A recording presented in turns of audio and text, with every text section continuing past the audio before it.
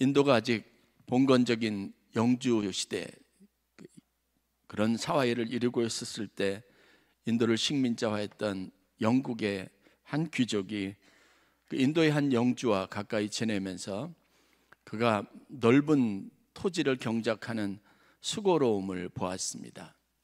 소들을 동원하고 많은 일꾼들을 동원해서 농사일을 하는 것을 보고 안타까움을 느껴서 자기 나라에서 이미 상용화되어져 있는 트럭 한 대를 선물하기로 작정을 하고 오랜 시간을 거쳐서 트럭을 영국으로부터 들여와서 이 영주에게 트럭 한 대를 선물을 합니다.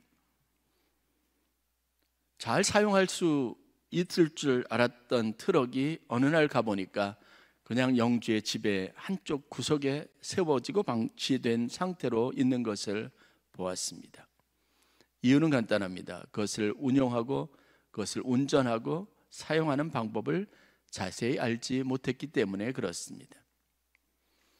그래서 이 영국 귀족은 여전히 소나 마차들을 끌고 다니면서 많은 사람들을 동원해서 힘든 일을 하고 있는 영주를 돕기 위해서 방문한 차에 트럭 사용 방법에 대한 것을 자세하게 가르치고 또 시운전을 해보이게 하고 마차에 이것저것 실려 있었던 많은 짐들을 전부 다 트럭에 싣고 움직이는 것을 직접 보여주었습니다. 영주는 그때서야 저기 철덩어리처럼 되어 있던 트럭이 어떤 힘을 가지고 어떤 효용성이 있는지를 알게 되었습니다. 세상에 아무리 쓸모있고 좋은 것이라고 할지라도 여러분, 그것을 움직이는 힘이 없으면, 에너지원이 없거나 움직일 수 있는 방법을 알지 못하고 그 방법을 제대로 활용하지 못하면 아무리 좋은 것도 아무런 여러분 효용 가치를 갖지 못합니다. 무용지물이 되는 겁니다. 교회는 그 면면들을 살펴보면 아주 대단하고 아주 많은 경력을 가지고 있고 그리고 다양하고 풍부한 사회와 활동과 경험들을 가지고 있는 사람들이 모여서 한 공동체를 이루고 있습니다. 그런데 각각이 가지고 있는 이런 면면들을 여러분 제대로 하나님의 일들을 사용하기 위해서는 그 사람들이 어떤 사람이냐보다 더 중요한 것, 그들을 움직이게 하고 그들로 일하게 하고 그들로 하나님의 나라를 위해서 섬기도록 할 수 있는 에너지가 공급이 되어야 합니다. 이런 원리와 이런 관점에서 여러분 성경에서 하나님의 나라를 세워가는 하나님의 원리들을 발견할 수 있습니다. 사람이 세워지는 것도 중요하지만 그 사람을 역량 있게, 가치 있게, 또 쓰임새에 합당하게 그 사람이 가지고 있는 것보다 때로는 더한 능력으로 하나님의 나라의 일꾼으로서 일할 수 있게 하는 것은 하나님의 영 곧 성령의 역사입니다. 그래서 우리는 사람이 아니라 그냥 교인이 아니라 성령의 사람이 되어야 합니다. 우리가 일상에서부터 벗어나서 하나님의 나라와 교회를 위한 일꾼, 믿음 있는 사람이 될 때 그래서 우선적으로 관심을 가져야 할 것이 하나님의 거룩한 영이 우리 가운데 임하였을 때 그 성령의 능력으로 우리가 무엇을 할 수 있는지를 아는 겁니다. 우리는 성령의 도우심이 절대적으로 필요한 사람들입니다. 성령을 생각할 때 많은 사람들이 성경에 기록되어 있는 몇몇 특별한 기적적인 현상이나 어떤 상황들을 염두에 두고 그것에 초점을 맞춰서 성령 받는다는 것을, 성령과 함께 동행한다는 것을 굉장히 어렵고 신비한 것으로 생각하는 경향이 있습니다. 그러나 성경이 말하는 성령은 복잡하지 않습니다. 하나님의 영입니다. 그러면 하나님의 영이 어떻게 우리 가운데 부어지고 우리는 어떻게 하나님의 영의 능력으로 살아가느냐라는 겁니다. 간단하지 않습니까? 여러분이 믿음을 기초로 무엇이든지 생각하고 하나님의 말씀에 잇대어서 삶을 바라보고 그 말씀이 감동이 있어서 내가 하나님의 뜻대로 살고 싶은 마음의 결단을 갖게 하는 것은 다 하나님의 영이, 성령이 우리 안에서 우리를 통해서 하시는 일들입니다. 여러분들이 가지고 있는 능력보다 힘써서 하나님의 일들을 하게 하는 것도 역시 성령이 하신 겁니다. 때로는 내 능력 밖의 일인데 하나님께서 그 일에 마음을 움직여 주시고 나는 스스로 느낄 때 하나님이 내게 이것을 원하시는구나 라는 소망을 가지고 생각을 가지고 그 일에 동력할 때 우리는 하나님이 하시는 놀라운 일들을 행할 수 있게 되는 겁니다. 교회와 교회를 이루고 있는 성도들은 그래서 성령의 사람이 되어야 합니다. 그래야 교회가 가지고 있는 본질과 교회가 하나님 앞에 받은 사명들을 감당할 수 있는 겁니다. 여러분들이 가지고 있는 재능과 달란트와 사회적인 경력이 교회 와서 아무 쓸모 없어지는 경험들을 참 많이 하지 않았습니까? 그런데 그것은 그냥 묵혀두고 썩어지기에 아까운 것들입니다. 그래서 하나님 앞에 여러분들의 삶은, 여러분들의 경험은, 경륜은 동원돼야 합니다. 우리는 이것을 가지고 선교라고 말합니다. 신앙생활을 잘 하시는 분들은 그래서 늘 성령 충만함을 위해서 기도합니다. 내가 오늘 무엇을 해야 할지 하나님이 가르쳐 달라고 기도합니다. 오늘 저 사람을 만나면 내가 어떻게 해야 할지 하나님께서 내 마음에 감동을 주시고 사람들을 만나서 대화하거나 어떻게 처신해야 할지 방법을 가르쳐 달라고 기도하는 겁니다. 그리고 그 절차를 따라서 살아가는 겁니다. 우리는 이것을 가지고 성령 충만함 혹은 성령의 사람이라고 말합니다. 하나님이 주시는 힘으로 하고 우리의 영혼에 하나님께서 주시는 깨달음을 가지고 그대로 살아가려고 하는 사람들이 바로 여러분들이 되어야 한다는 겁니다. 오늘 우리는 유다서의 말씀을 보았습니다. 유다서 1장 1절에 나와 있는 말씀을 보면 유다는 스스로를 예수 그리스도의 종이라고 말하고 야고보의 형제라고 표현을 합니다. 예수 그리스도의 종이면서 야고보의 형제인 사람이 누구일까? 그래서 유다가 과연 누구인가, 어떤 사람인가를 자세히 살펴보면 마태복음 13장 55절에 나와 있는 말씀을 근거로 그가 예수님의 동생, 그것도 막내 동생이라는 사실을 발견할 수 있습니다. 예수님 어머니 마리아와 그의 형제들 넷이, 예수님의 동생 넷이 오늘 예수님을 방문합니다. 예수님이 갈릴리 나사렛에서 사역하고 있을 때였습니다. 사람들이 그들이 누구인지를 바로 알아보고 예수님께 가서 전합니다. 마태복음 13장 55절 말씀, 이는 그 목수의 아들이 아니냐, 그 모친은 마리아, 그 형제들은 야고보, 요셉, 시몬, 유다라 하지 않느냐. 거기에 예수님의 형제들 이름이 등장하는데 야고보와 요셉과 시몬과 유다입니다. 다시 말해서 야고보는 바로 예수님의 바로 밑에 동생이고 유다는 예수님의 막내 동생이었던 겁니다. 예수님의 바로 밑에 동생 야고보는 우리가 잘 아는 야고보서의 저자입니다. 행함으로 우리의 믿음을 온전하게 해야 할 필요성을 교회와 성도들에게 가르쳤던 사람입니다. 그 야고보는 여러분 교회의 순교자가 되었습니다. 유다는 어렵고 힘든 시대를 살아가면서 하나님의 믿음의 공동체를 이루고 있는 성도들과 그 교회가 가지고 있는 연약한 부분들과 그 교회 안에서 일어나는 많은 혼란하고 소란스러운 상황들을 보면서 우리가 하나님의 교회 믿음의 사람으로 살기 위해서 우리에게 필요한 것이 무엇인지를 교훈하려는 목적으로 오늘 유다서의 말씀을 성도들에게 편지로 보냈습니다. 유다서의 내용을 가만히 살펴보면 교회 안에 있는 여러 가지 부조리한 현상들, 신앙생활하면서 우리가 성도들과의 교제 안에서 여러 가지 문제점들에 있는 그런 상황들 가운데서 교회가 겪는 혼란들, 우리가 기대했던 것처럼 성도들이 믿음 안에서 살지 못하고 때로는 자기의 이익을 쫓아서 움직이기도 하고 하나님의 말씀 안에서 온전히 순종하지 못하는 모습들을 보면서 가지고 있는 안타까움을 이야기합니다. 그러는 교회 안에 가인의 길대로 행하는 사람들이 있는 것을 보았습니다. 싹스를 위하여 발람의 어그러니 길로 가는 사람들도 보았습니다. 고라처럼 폐역의 길, 멸망의 길로 가는 사람들도 보았습니다. 오늘 12절 말씀을 보면 그들은 기탄 없이 너희와 함께 먹는데 너희의 애찬에 암초요, 자기 몸만 기르는 목자요, 바람에 불려가는 물 없는 구름이요, 죽고 또 죽어 뿌리까지 뽑힌 열매 없는 가을 나무라라고 표현하기도 합니다.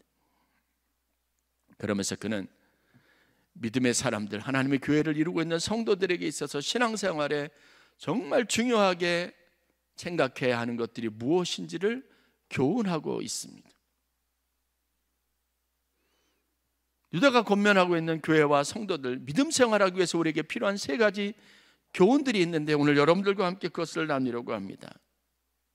중요한 것은 유다의 마음속에는 하나님의 거룩한 영이 없는 자, 그 영이 없을 때 우리에게 일어나는 모든 현상이 이와 같다는 겁니다.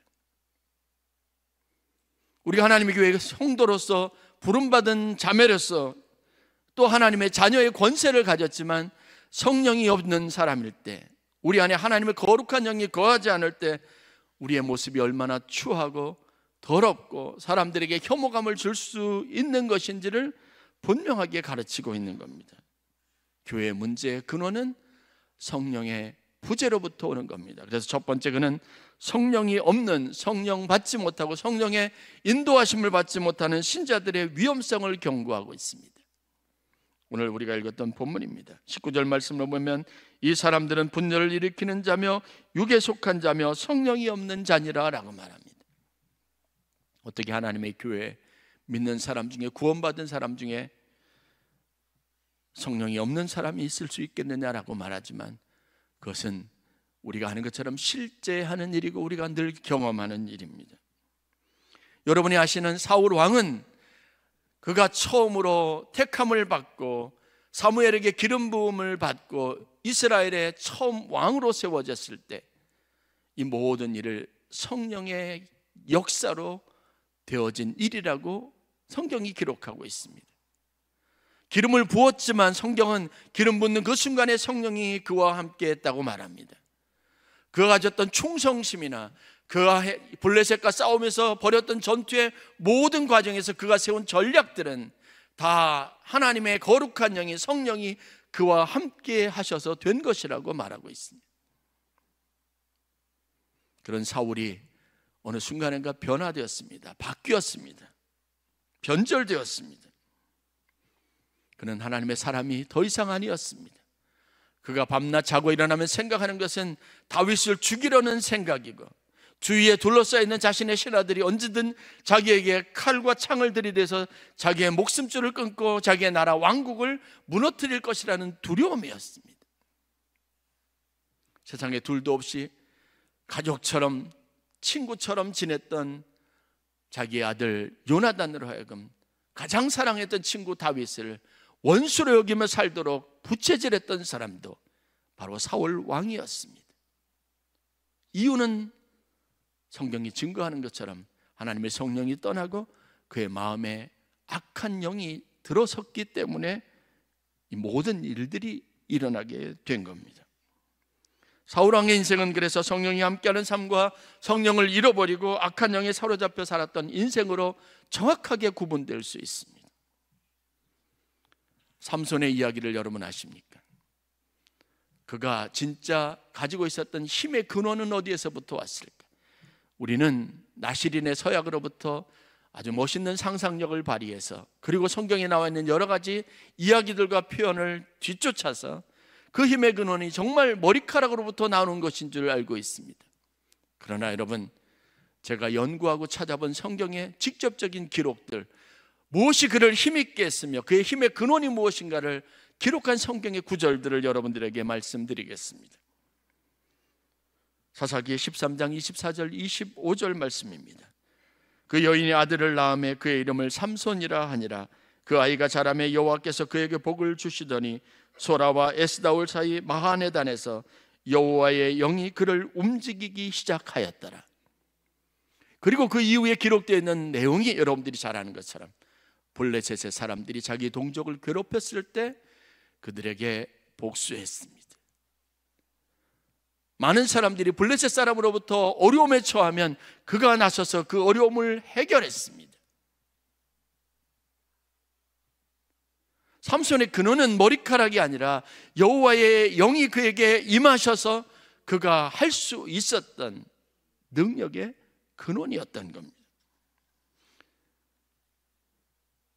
유대인들은 삼손의 그러한 힘 때문에 늘 언제나 괴롭힘을 받았던 블레셋 사람들이 계속해서 유대의 땅들을 침범하고 그들이 농사를 지으면 수확물들을 다 걷어가는 이런 반복되는 괴로움이 있게 되자 블레셋 사람들에게 사정을 합니다.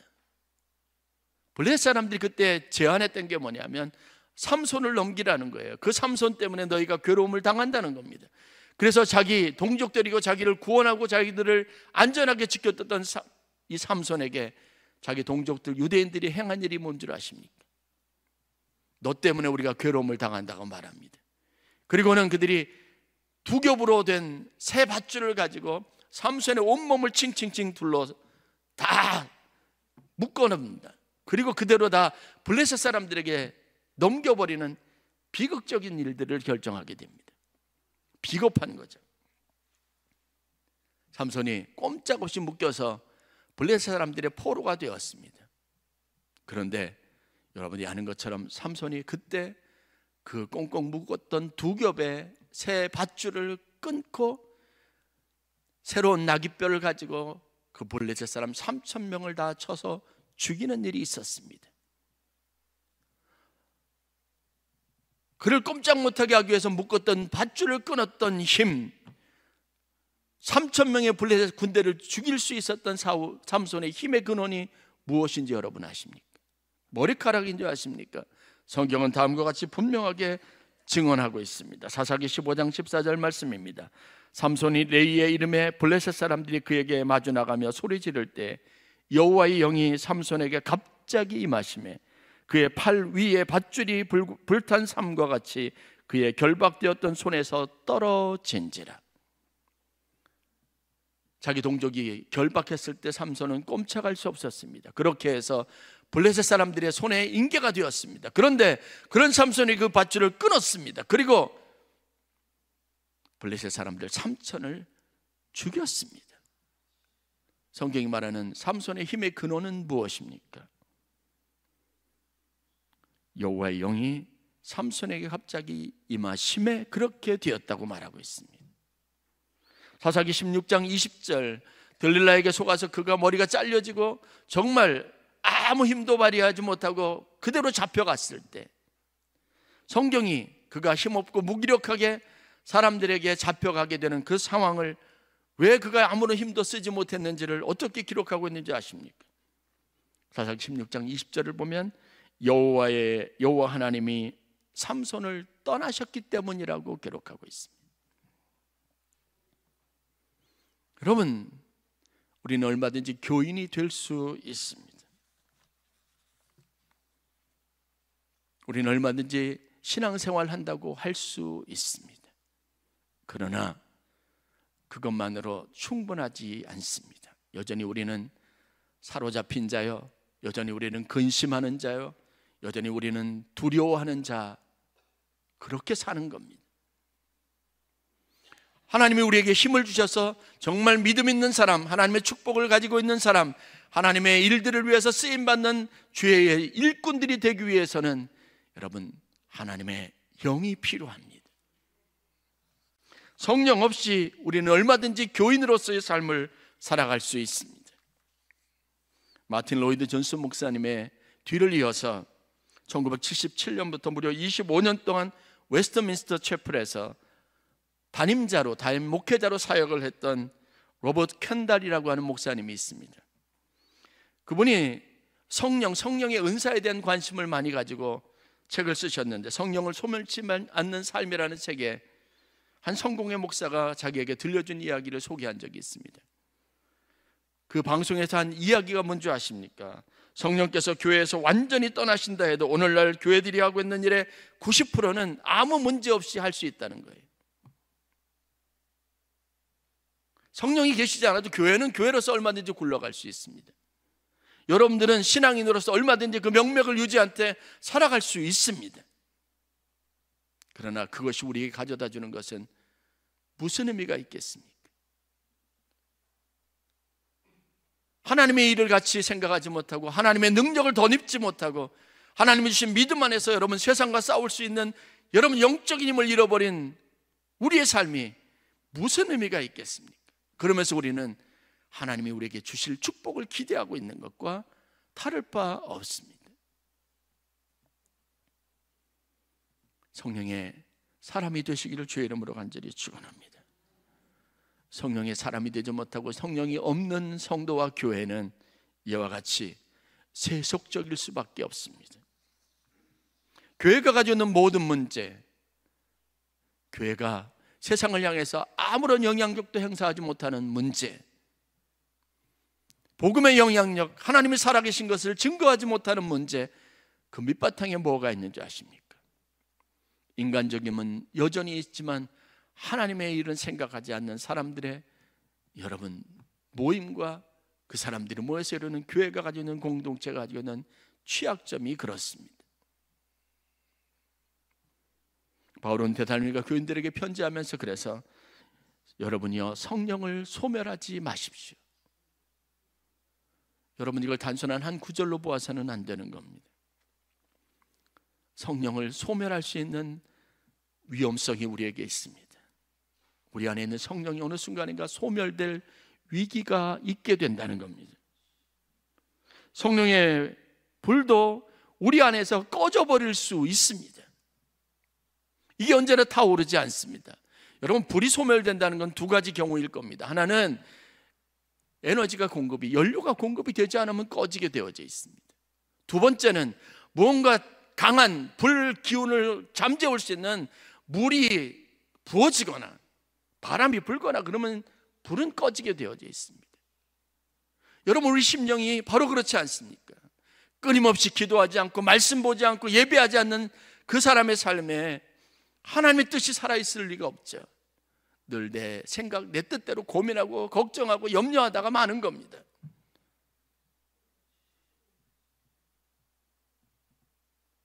무슨 일이 생기면 이 활활 타오르던 불도 그 새가 다 사그러들고 꺼져버리고 마는 겁니다. 여러분 우리가 성령을 소멸하지 말아야 합니다. 영적 긴장감을 가져야 합니다. 성령 없는 교회, 성령 없는 사람, 성도들, 여러분 불가능한 일이 아니라 우리가 흔히 경험하는 일들이라는 것을 알아야 합니다. 이것이 교회에 있는 하나님의 영광을 가린다는 걸 경고하고 있습니다.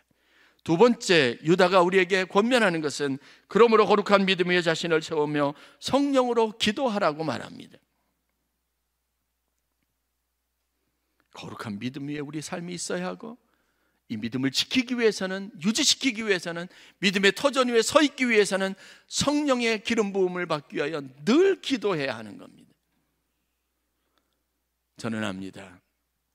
기도 없는 날이, 기도가 여러분 하루에 시작이 되지 않는 날이 우리의 삶이 어떻다는 걸 잘 압니다.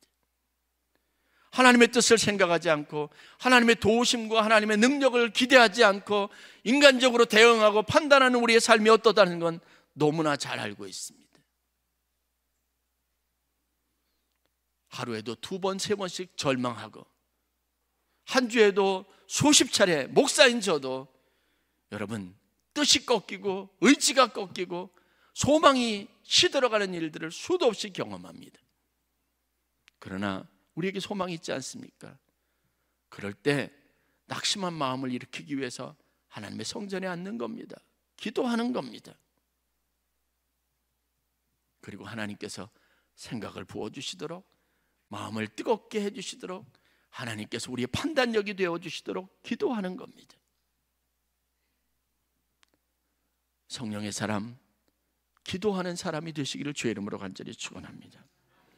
예수님의 공생애를 가만히 살펴보면 평범한 한 젊은이로 자라다가 30살 되어서 공생애를 시작하는 성경의 이야기들이 기록이 되어져 있습니다. 그 핵심적인 것 위에 첫 번째가 무엇이냐면 바로 세례 요한이 있는 요단강으로 가서 세례를 받으신 사건과 두 번째 공생애를 시작하기 전에 40일 동안 광야에서 여러분 마귀의 시험을 받으신 것과 세 번째 처음 사역을 갈릴리에서 시작하신 겁니다. 그게 공생의 중요한 전환점이 된 사건입니다.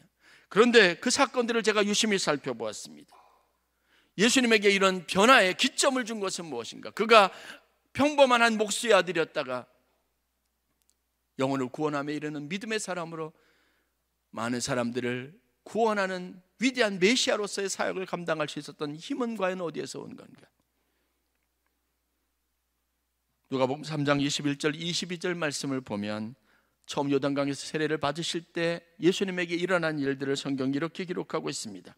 백성이 다 세례를 받을 때 예수도 세례를 받으시고 기도하실 때 하늘이 열리며 성령이 비둘기 같은 형체로 그의 위에 강림하시더니 하늘로부터 소리가 나기를 너는 내 사랑하는 아들이라 내가 너를 기뻐하노라 하시니라. 세례를 받으실 뿐만이 아니라 그가 기도할 때 하늘에서 하나님의 음성이 들렸습니다. 우리는 이것을 가지고 성령 충만했다고 말하는 겁니다. 사람의 생각이 아니라, 사람의 계획이 아니라, 사람에 대한 사람이 갖는 현실 인식이 아니라, 미래의 계획들이 아니라 성령께서 그에게 기름 부어서 너는 내 사랑하는 아들이고 내 기뻐하는 자라고 인쳐주셨습니다. 예수님의 마음속에는 자기가 어떤 사람이냐, 목수의 아들이냐, 내가 어떻게 다루느냐 보다 이제는 하나님이 말씀해 주신 것이 그의 정체성이 된 겁니다. 여러분, 우리도 이와 같은 일 가운데 있어야 합니다. 그리고 광야에서 그 일 이후에 40일간 금식하기로 합니다. 이때 과정을 누가복음 4장 1절에 이렇게 기록하고 있습니다. 예수께서 성령의 충만함을 입어 요단강에서 돌아오사 광야에서 40일 동안 성령에게 끌리시며 마귀에게 시험을 받으시더라. 성경이 뭐라고 했습니까? 성령의 충만함을 입은 상태에서 요단강에서 돌아와서 40일 동안 금식하기로 했는데 그때 40일 동안 광야에서 성령께서 함께 하셨다는 겁니다. 그게 우리가 보는 예수님의 메시지가 가지고 있는 탁월합니다. 마귀를 이렇게 이길 수 있을 만큼의 힘이 그에게 있었던 겁니다. 삼손이 그랬던 것처럼. 그러니 여러분, 성령 충만을 기도해야 하지 않겠습니까? 40일 동안 광야에 있으신 예수님이 사역을 시작하십니다. 그리고 그때 광야에서 나와서 갈릴리로 가시는데 그때 당시에 그의 결정과 예수님이 갈릴리로 가신 일들에 관련된 성경의 기록이 누가복음 4장 1절에 다음과 같이 기록이 되어져 있습니다. 예수께서 성령의 능력으로 갈릴리에 돌아가시니 그 소문이 사방에 퍼졌더라.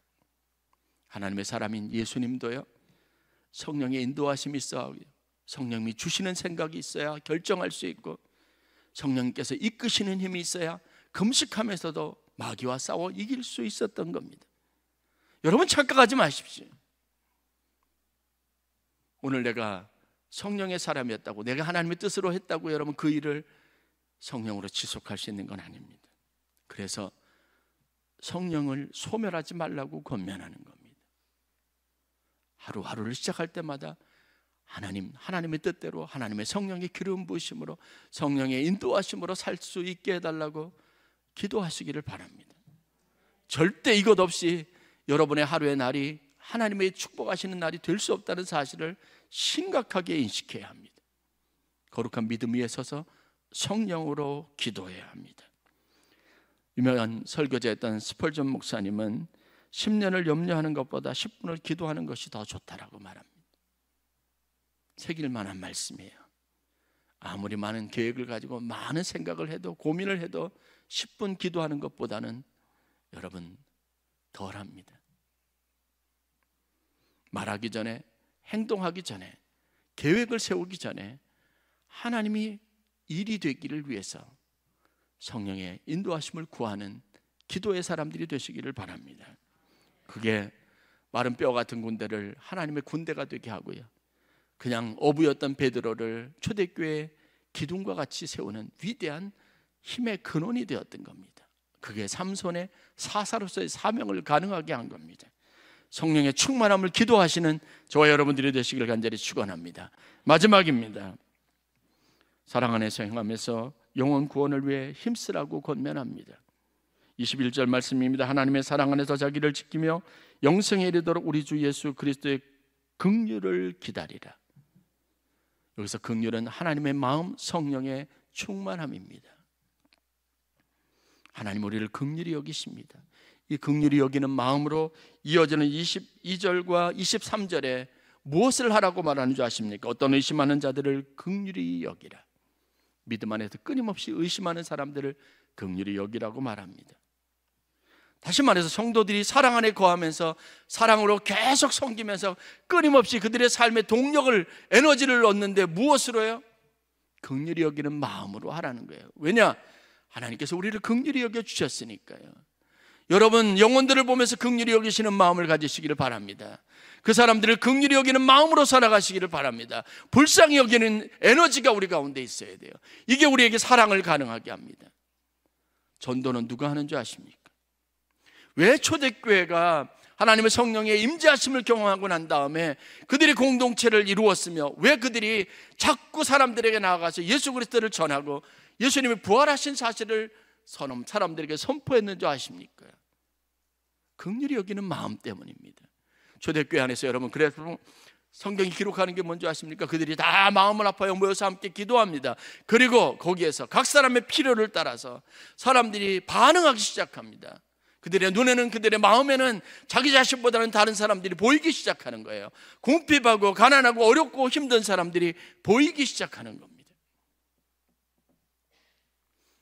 제가 소식을 전했지만 참 힘들었습니다.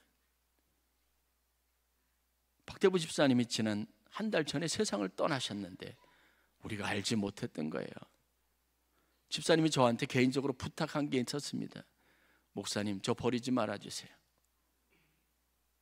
목사님밖에는 다른 분 없으니까 저 책임져 주세요. 그런데요, 요즘 사회보장 체계 안에서 그분이 무용고자예요. 연락할 사람이 없어요. 우리가 그분에게 뭘 하려고 해도, 뭐 하려고 대신해도 우리에게는 법적인 권한이 하나도 주어지지 않았어요. 제가 아무래도 마음이 부담이 되고 생각이 나서 우리 박선일 목사한테 연락해서 수소문 좀 해봐라, 어떻게 지내는지. 그래서 한번 찾아가 보자. 그런데 알려주질 않아요, 잘. 그래서 어렵게 수소문 해가지고 알았는데 한 달 전에 세상을 떠나셨다는 거예요. 폐혈증으로 세상을 떠나셨대.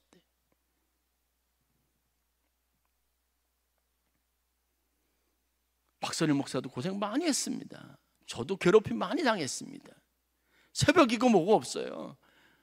문자 보내고 계속 가고, 뭔 일이 생기면 그 다음부터 고시원이고 연락이 오는 겁니다. 그래서 저희는 교역자니까 잘해드리자. 그 소식을 접하고 박선일 목사가 저한테 보고하는데, 목사님 죄송합니다.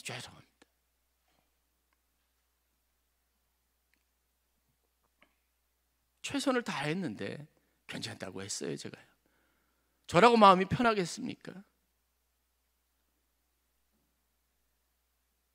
여러분, 이 긍휼을 잃어버리면 그리스도인으로서 우리가 남는 게 뭐가 있겠습니까?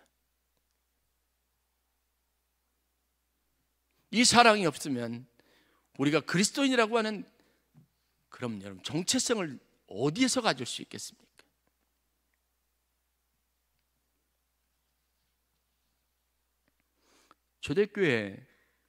교회를 이루고 교회를 형성하는 과정들을 보면 예수님이 말씀하신 말씀이 가지고 있는 의미를 깊이 있게 되새겨 볼 수 있는 것들이 참 많아요. 제자들에게 예수님 마지막 당부하신 건 뭔지 아시죠? 오직 성령이 너에게 임하시면 너희가 권능을 받고 예루살렘과 온 유대와 사마리아와 땅끝까지 이르러 내 증인이 되리라는 겁니다. 그게 교회를 형성한 겁니다. 성령이 임해야 되는 겁니다. 성령이 그 마음속에 계셔야 하는 겁니다. 그것이 긍휼의 밑바탕입니다. 전도하셔야 합니다. 저희 집사님 한 분이 제 사무실에 오셔서 물티슈를 하나 전달해 주시더라고요. 그러면서 거기 이렇게 쭉 하셨는데 저에게 말씀하고 싶었던 것은 거기에다가 기독교 대한감리 아멘교회라고 해서 전도지, 그러니까 영적 기도문과 함께 물티슈를 만들어서 본인이 전도하는 데 쓰신다는 거예요. 그러면서 목사님 허락을 좀 받아야 되겠대요. 제가 참 회개했습니다. 어머님이 시골에 계시는데 예수를 믿지 않으니까 그렇게 세상 떠나게 하기 쉽지 않다는 거예요. 예수를 모른 채 돌아가시게 하고 싶지 않다고 그 먼 거리를요 오가시면서 저한테 양해도 구하면서 오늘은 어머님 만나러 갈게요. 복음을 전하기 위해서 예수님 어머님 교회에 데리고 모시고 나가보려고요. 그러면서 영적 기도문을 가지고 어머님에게 읽어드리고 따라하게 했는데 놀랍잖아요. 그 어머님이 교회 가보시지 않았던 어머님 마음이 움직이는 걸 경험한 거예요. 그래서 말씀이 힘 있다는 걸 알게 된 겁니다. 그래서 본인이 전도하겠다고 그 경험을 가지고 거기에다 영적 기도문을 물티슈에다 써가서 아멘교회 이름을 붙이면서 전도지를 만들면서 전도 돌리시는 거예요. 카페에서 사용하면 좋겠다고 한 무더기 갖고 오셨어요. 여러분, 우리는 긍휼히 여기는 마음으로 하는 것뿐입니다. 그런데 하나님이 역사하시는 거죠. 여러분, 정말 영혼 구원을 위해서 다른 사람들을 불쌍히 여기면서 여러분 얼마나 기도해 보셨습니까? 우리끼리 좋지 않습니까? 그래서 좋아서 교회일 수 있습니다. 그런데 영혼 구원에 대한 다른 사람들의 영혼이 안타까운 마음을 잃어버린 교회가 무슨 교회라고 할 수 있겠습니까? 하나님 앞에 우리가 점검해야 될 부분이 있다면 하나님 그걸 물으실 텐데 우리가 자랑할 게 어디 있겠습니까? 여러분, 제가 똑같이 해서 그 집사님한테 저작권을 샀습니다. 동의를 구해서 물티슈 많이 만들었어요. 여러분들에게 전도는요 긍휼히 여기는 마음으로부터 오는 겁니다. 존 웨슬리가 여러분 감리교회 시작했던 분이고요. 그가 평생을 전도자 선교사로 살았습니다. 그분이 왜 전도자 선교사로 평생을 살았는 줄 아십니까? 그분의 일기에 보면 자기가 6살 때 겪었던 한 사건이 중요한 동기가 됩니다. 그 사건이 뭔지 아십니까? 자기가 거했던 목사관에 불이 났어요. 불이 났는데 가족들이 다 피신해서 빠져나갔습니다. 아버지와 어머니가 자식들이 그 당시 19명 아들을 낳았는데 자식을 낳았는데 그중에 15번째 아들이 요한 존 웨슬리였었어요. 그런데 막 애들을 태우다 보니까 존 웨슬리가 어딘지 모르겠는 거예요. 당황하게 찾기 시작했습니다. 그런데 그 아들이 어딘지 아십니까? 불난지도 모르고 집안에 있다가 나중에 그냥 막 불이 활활 타오르는데 2층 창문에서 살려달라고 막 난리를 치는 거예요. 그런데 불길이 더 번져서 더 이상 어떻게 할 수 없었어요. 그때 마침 불을 끄고 도와주던 사람들이 그냥 달아가가지고 한 사람은 그 위에다가 목말을 태워가지고 2층까지 이어가지고 거기에다 간신히 해가지고 존 웨슬리를 건져낸 겁니다. 살려낸 겁니다. 아버지는 포기했어요, 그 순간에. 그리고 존을 위해서, 영혼을 위해서 기도했다고 기록하고 있습니다. 그렇게 막 꺼내자마자 지붕이 무너져버리고 목사관이 다 타버렸어요. 그때 경험을 살려서 존 웨슬리는 자기를 이렇게 사람들에게 표현합니다. 타는 불 속에서 끄집어낸 부직갱이라고. 여러분, 그 마음으로 불에 타서 죽어가는 자기 어린 시절, 누군가 나를 살려줘야 되는 절박한 마음을 가지고 있던 어린 시절의 자기의 모습을 사람들에게서 보는 겁니다. 그래서 최선을 다한 겁니다. 선교사로 살았던 겁니다. 이번 주부터 성령 강림절이 시작이 됩니다. 28주간, 이 8주간이 끝나면 예수님이 오심을 기다리는 대강절이 시작이 되는 거예요. 교회 절기로는 성령 강림절이 한 해의 마무리가 되고 예수님을 기다리는 대강절부터 새해가 시작이 됩니다. 여러분, 하나님 앞에 긍휼히 여기는 마음을 주시기 위해서 성령이 우리 안에 있어서 그 마음을 주시기 위해서 기도하시면서 여러분, 믿지 않는 사람, 여러분의 가족들, 여러분들의 도움의 손길을 기다리고 활활 타오르는 불길에서 간절히 누군가의 손길을 기다리는 영혼들을 구원하는 일들을 위해서 여러분 헌신하지 않으시겠습니까? 저 뒤에 물티슈 준비해놨습니다. 영적 기도문이랑 같이 있는 똑같은 물티슈입니다. 정말 간절한 마음으로, 긍휼히 여기는 마음으로, 하나님 여러분 마음에 주신 감동으로 성령의 생각을 쫓아서 여러분 그것을 필요한 사람들에게 가져가셔서 꼭 전달하세요. 기도문 한번 읽어보고 필요한데 꼭 사용해 달라고 하세요. 그리고 기도하시기를 바랍니다. 우리가 성령의 충만함이 있어야 되는 이유, 우리 교회가 성령 충만한 교회라고 쉽게 말하지 못하는 이유, 그래서 제 마음속에 있는 거룩한 부담은 바로 그겁니다. 전도하지 못하고 긍휼히 여기는 마음을 잃어버린 우리의 모습 없이 교회는 계속해서 그 역사를 이어갈 수 있다는 이 정말 충격적인 사실 때문에 그렇습니다. 성령 없는 삶, 성령 없는 교회, 그 역사는 계속될 수 있습니다. 그러나 저와 여러분들이 가져야 될 소망은 성령의 사람, 그래서 하나님의 일들을 꿈꾸고 하나님의 능력으로 살며 하나님의 구원, 그 놀라우신 은총을 사람들에게 전하는 이 사명을 계속해야 될, 그래서 그 부르심이 우리 가운데 있기 때문에 그렇습니다. 기도하겠습니다.